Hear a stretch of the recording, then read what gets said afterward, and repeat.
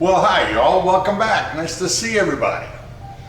We're here in the Bodie kitchen, the Gus the Fire Ant kitchen, and today we're going to try to make my first attempt, by the way, a Pflaumenkuchen, which is basically a European style plum cake or plum tart. Pflaumen is German for plum, also known in some parts of Germany as Zwetschgen. Where I grew up in Germany, we called it Zwetschgenkuchen. But we're going to give this a try today. We're going to see how it goes, and it'll go really good with some of the potato soup that I made not too long ago. I still have some in the freezer that I'm going to use as an accompaniment to my plum cake. So, having said all that, let's go ahead and take a look at our list of ingredients. The first thing that we have, of course, is plums. Now, these are what are called Italian plums or Damos plums. They're not that easy to find. But they do show up in some of the better grocery stores in the fall. And these are the ones that we prefer to use as compared to the larger, they're not quite as purple plums, so these are the good ones. All right, moving right along. We have butter, lots of butter. We need about 2/3 of a cup, which would be 150 grams. Then we have sugar right here. We've already pre-measured it. It's about 4/5 of a cup. In grams, it would be 160 grams. We have 4 eggs right there. Yep, we'll be using those.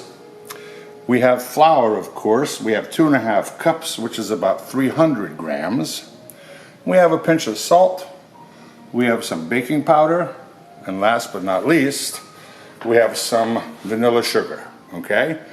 I also brought out some brown sugar because we will be dusting the top of the cake after we put the fruit on it with a little bit of the brown sugar to caramelize and to give it a little bit of sweetness. So I don't think I'm forgetting anything, so we're going to start with the dough.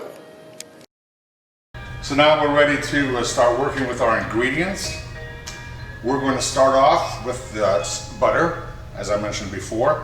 We have almost 3 sticks of butter that I've softened, because we want to be able to whisk it up. And to that we're going to add our sugar. And hopefully this little thing works and it'll do the trick.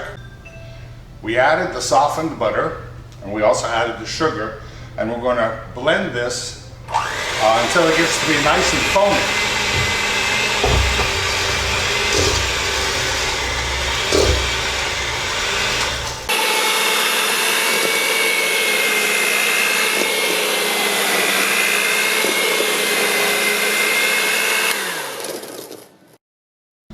Well, the butter, I shouldn't have said foamy, I should have said creamy, and it's gotten that nice creamy state. So now we're going to add our 4 eggs. We've added our eggs, and now we're going to mix those in, being careful not to get it all over you.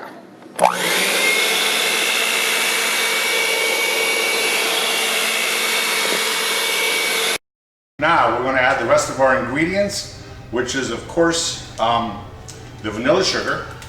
Comes in a packet like this. Just add that in, the whole thing. We're going to add just a pinch or 2 of salt. And then we're going to measure out some baking powder. We want 2 level teaspoons. There we go. We want 2 level of these, and we're going to mix that in. And then we'll finally add our flour and 4 tablespoons of milk. There's 1, and there's 2. That's taken care of. Now we blend all that together.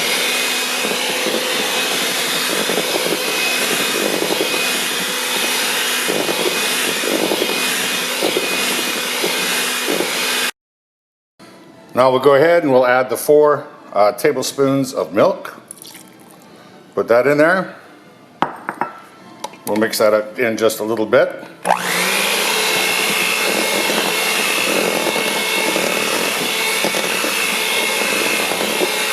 That should be good enough. And now we'll add our flour. I'm just going to add the whole clump in and hope for the best, right?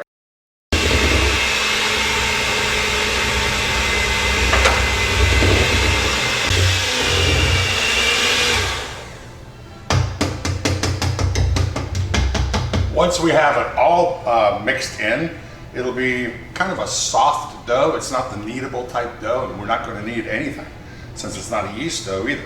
So what we're going to do now is get our plums and our baking sheet ready. Be right back. Okay, I think we're ready to go. We greased a 30 by 40 centimeter sheet pan. This is about 12 by 16 inches. Lightly greased it. We took our 3 pounds of plums and we cut them in half and we seeded them. Those will be next. And we have the dough ready to go. We're just going to pour it on and spread it out.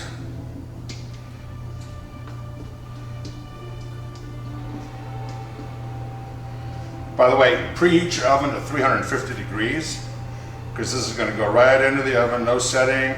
Don't need to worry about the dough because it's ready to go and we're ready to go. And you want to make it a little higher along the edges because the fruit's going to sit up and you want something to hold on to, like a pizza, if you will. Well, the oven's preheated. My dough is ready to go. I have my plums pitted and halved, so we're going to start to put those on there, and since the oven's ready to go, that's all we got to do is sprinkle a little bit of the brown sugar over it and pop it in the oven. See you in a few seconds as I start to lay out the plums. So we're just going to start layering these plums in, just like that. We're going to go all the way around until this entire tray is full of plums sitting on the dough. Okay? We have, once I placed all of the plums on the dough, I kind of ran short on plums, so I had to stretch them out a little bit. I like to see it a little bit more compact. In other words, fruit against fruit against fruit, but this is just going to have to do for today. As I said, the plums are on there. We're going to add that little bit of brown sugar across the top. Just sprinkle it on. Just don't need a lot because we have sugar in the dough, if you remember correctly. Of course, if your plums are very tart, you would want to add more sugar. And you can also do a streusel on this if you like. It's totally up to you. I just prefer the plain cake and some powdered sugar. So, in the oven it goes, 350 degrees for about 40 minutes or so.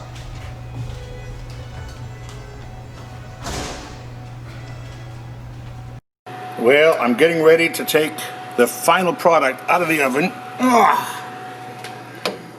And just set it right over here as my camera cord gets in the picture.